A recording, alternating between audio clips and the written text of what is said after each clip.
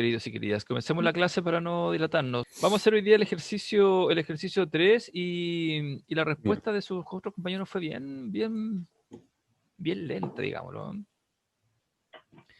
Bien Lenta. pobre, bien floja. No sé, parece que debe ser el ejercicio entonces, ¿no, Kylie? No sé por qué les provoca tanto estrés, pero vamos, hoy día tenemos que cerrar un Ajá. círculo para poder enfrentar el resto del semestre. ¿Ah? Así que vamos a hacer una suerte para variar, una suerte de recapitulación de lo que hemos estado observando, ¿ya? Vamos a hacer un ejercicio, el ejercicio 3 con lo que yo quiero que entendamos algo que es súper relevante. Resulta que hay varios aspectos en la animación que nos obliga nos obliga al oficio a pensar en cosas que nadie piensa, o en cosas en las que nadie ha pensado, o en cosas en las que afortunadamente alguien ya lo pensó y lo bajó a tierra. Y uno de esos aspectos son los 12 principios que hasta el día de hoy se siguen utilizando y que, como yo se los presenté en un momento, se pueden discutir, se pueden reemplazar, se pueden reformular, pero se siguen usando en forma súper eh, marcada, porque son la primera bajada a tierra de este universo de cosas que no tienen nombre, no tenían fundamento, no tenían definición, y que los 12 principios por fin las aterrizan. Con todo lo cuestionables que son, yo se los dije en un principio, el gran mérito de los 12 principios es que son el primer pilar de información que se puede almacenar y se puede transmitir a otros para aprender el oficio de la animación. ¿Se acuerdan la nubecita que hicimos? Aquí la hicimos, ¿no? ¿La vimos? La nube de la pelea. Sí. Y sí, ya. Sí, sí, sí, la vimos. Creo que pero parece que surgió aquí esa idea, ¿no?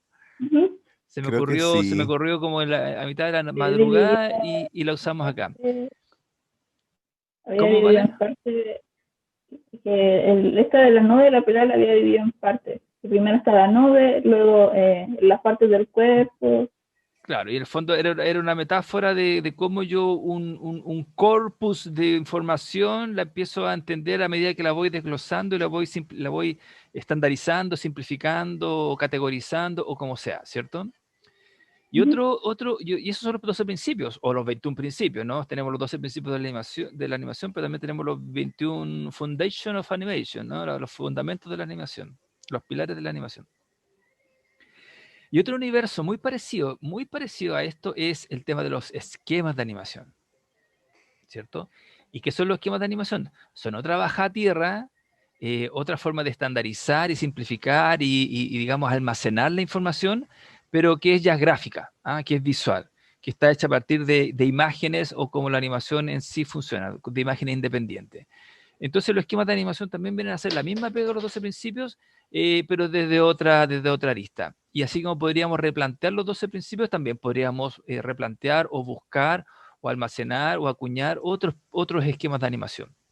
Eh, Esquemas de animación para el bostezo, para un salto, pero un salto en el lugar, un salto largo, un salto en cama elástica, esquema de animación para una carrera con obstáculos, para una carrera simple, esquemas de animación para alguien que cojea, o para alguien que va apurado, etcétera, etcétera, etcétera. O sea, hay un universo de posibilidades que se pueden esquematizar y se pueden almacenar como un esquema de animación y transformar en un código de información que se puede enseñar.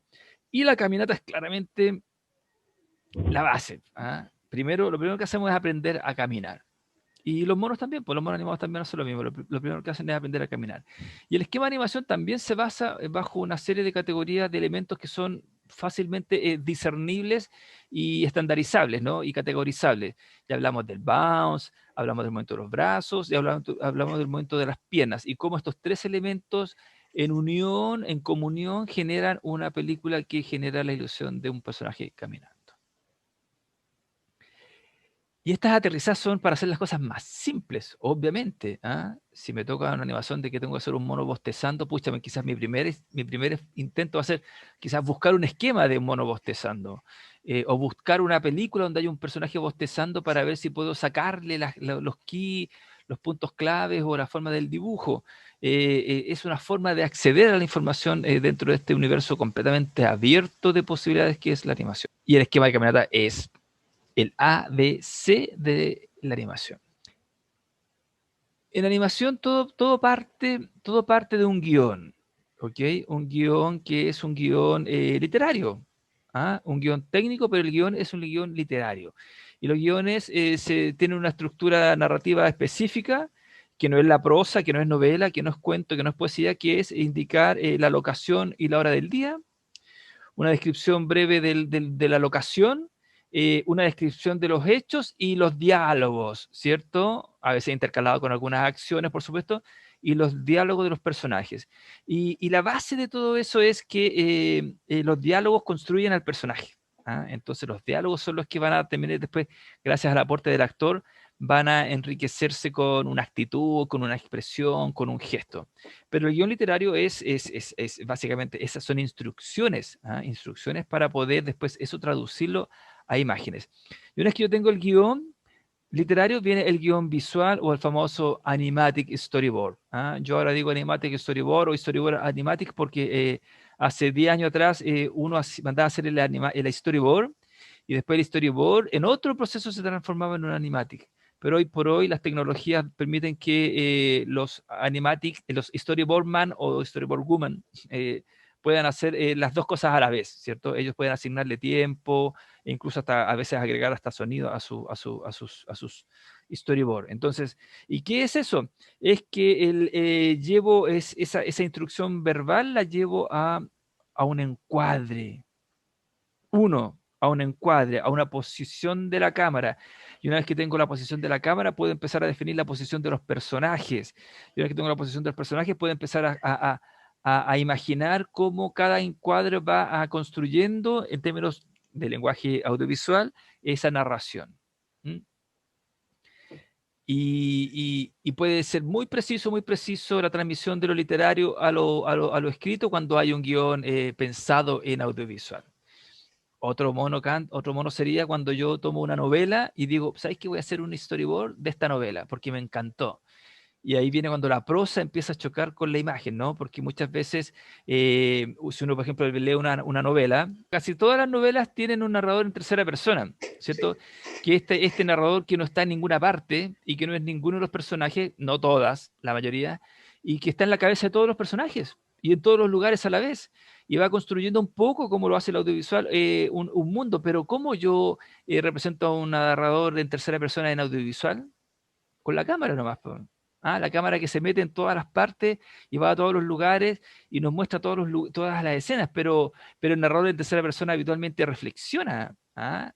O más que reflexiona, nos dice mucho lo que está ocurriendo en la cabeza de los personajes. Y eso, ¿cómo lo hago yo en audiovisual? ¿Cómo no puedo más? La cámara no piensa, la cámara no tiene verbo, la cámara no puede más que mostrarnos algo y a través de lo que nos muestra la cámara yo puedo intuir algo de respecto de los personajes. Entonces, es un tema súper fascinante. Yo creo que de este oficio la pega más interesante es el storyboard, porque finalmente es un lenguaje, es otro lenguaje, es una forma de narrar con otras herramientas que no son solo el verbo. ¿Ah? Ojo, que cuando yo digo una palabra, esa palabra tiene un significado y en su cerebro ese significado construye un entendimiento, pero la imagen no tiene significado, ¿o sí? Pero significan en cuanto a qué, significan en cuanto a los elementos que están involucrados, los tiempos, los gestos del personaje que interactúa con lo que estoy observando. Entonces es algo bien fascinante de entender. Y ustedes, como audiovisualistas, tienen que dejar de ser testigos ingenuos de ese fenómeno, porque cuando ustedes ven televisión, lo que ven es audiovisual. Y como ven audiovisual, tienen que tener una reflexión y tienen que ver cómo las imágenes que están viendo eh, son una poesía en el fondo, son un lenguaje donde todo significa algo. ¿Ah? Nada está para rellenar en audiovisual. ¿Por qué no hay nada para rellenar en audiovisual? Porque no puedo pretender que la persona esté 10 horas frente al televisor.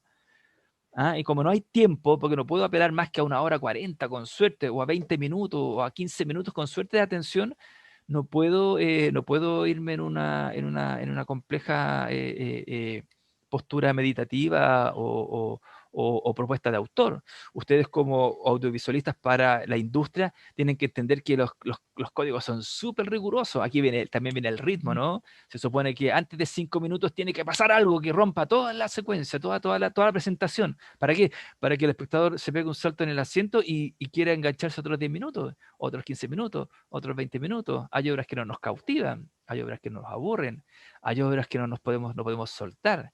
Y no nos damos cuenta cómo esa secuencia de imágenes van construyendo un diálogo. Ahora, ¿qué tiene que ver con nosotros? Mucho, porque es su oficio, es el lenguaje que ustedes manejan. Y todo lo que vamos a hacer de aquí en adelante va a partir un poco porque ustedes conozcan una estrategia para enfrentar esa necesidad que es la de previsualizar lo que va a acontecer en los planos que van a hacer. Hay un principio de animación que se llama el pose to pose o straight ahead. ¿Ah? ¿Cómo estuvo mi pronunciación? Y sí, americana o americana, no, salió muy british. Pose to pose, straight ahead. ¿Cómo le dirían los británicos? Straight ahead. Sería como más o menos lo mismo, pero con la R menos marcada. La R, straight ahead, straight ahead.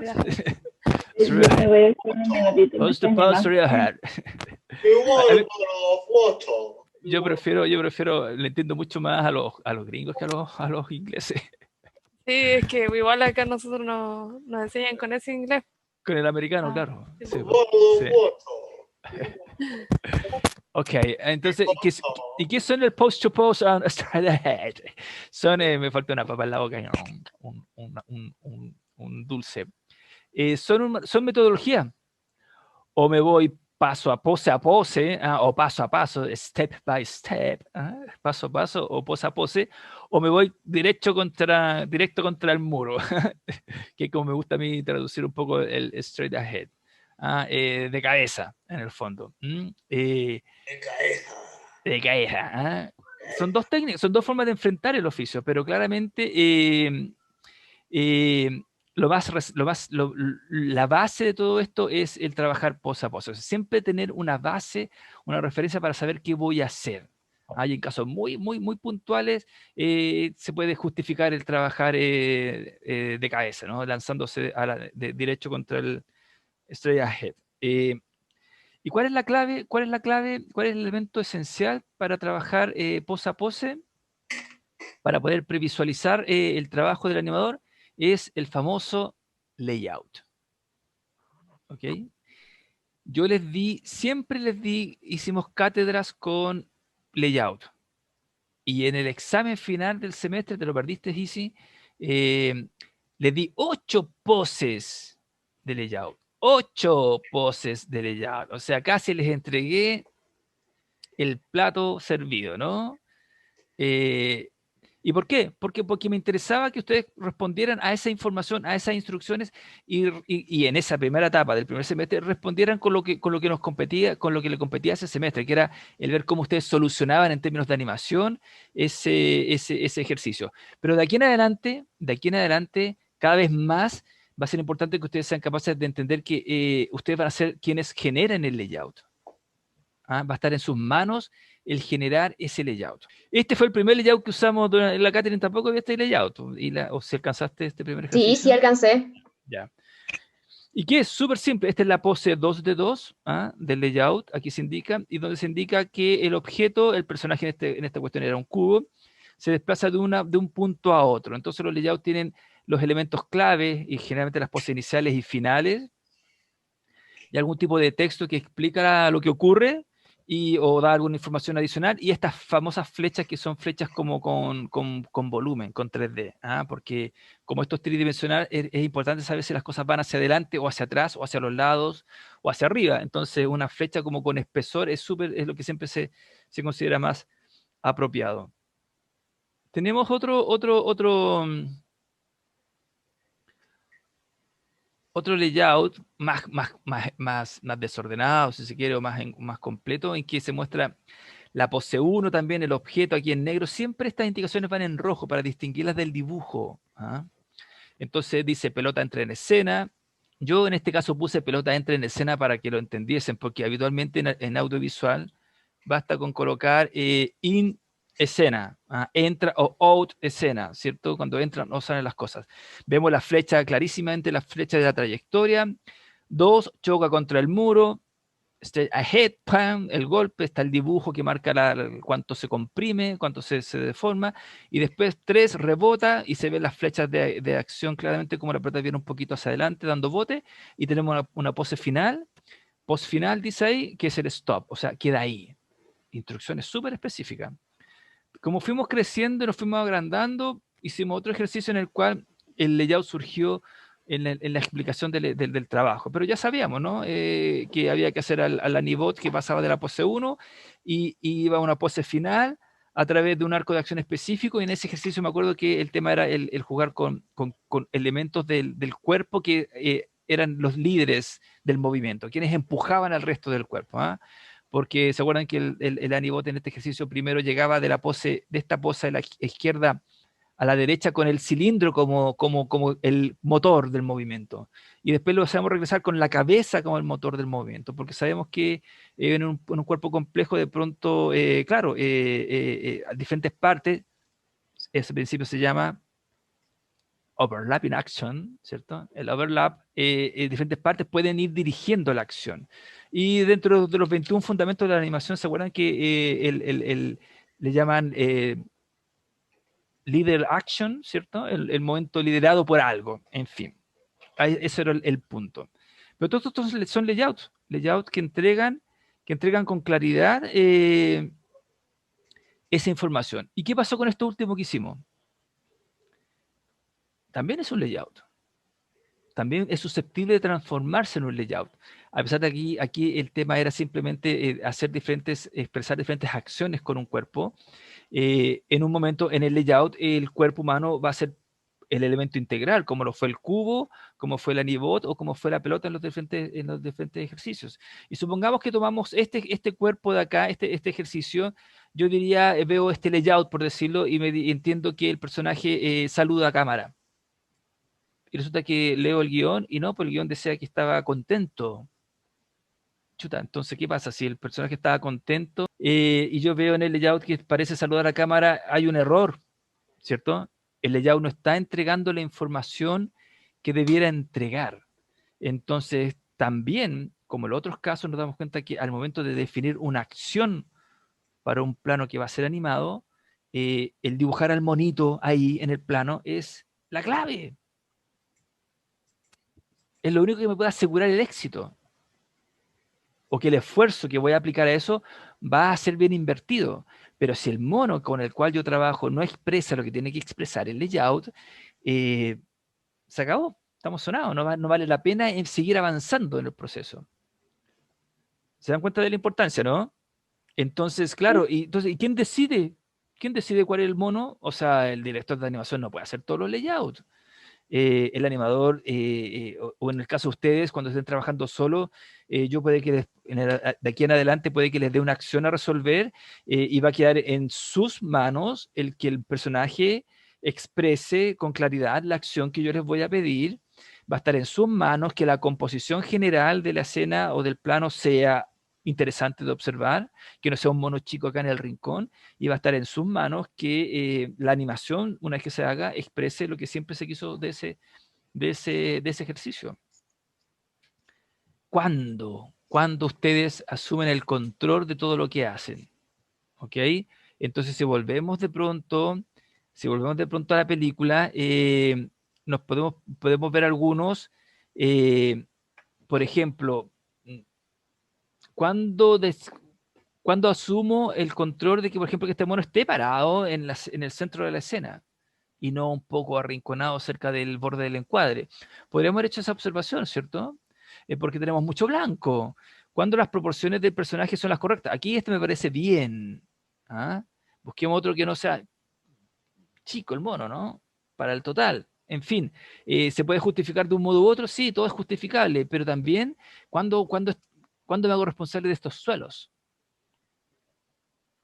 ¿Cuándo me hago responsable de las proporciones de los elementos? Entonces, todo ese control, todo ese toma de conciencia está en el layout y está en la estrategia de trabajar pose a pose.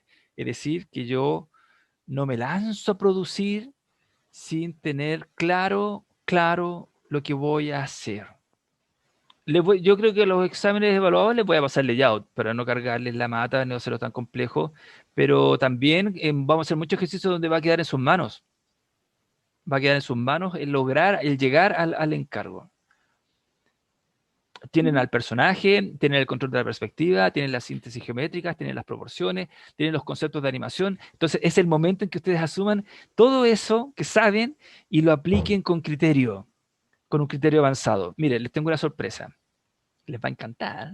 Me voy a remontar al pasado, al primer semestre, y les voy a mostrar el primer encargo que yo les hice a ustedes cuando nos conocimos. Ay, no. Les dije, niños, quiero que dibujen una habitación con una cama, una silla y un escritorio. Y me mandaron cosas como esta. Ya, ok, sí. ¡Ay, qué La mía fue la peor de todas. qué perspectiva más formal!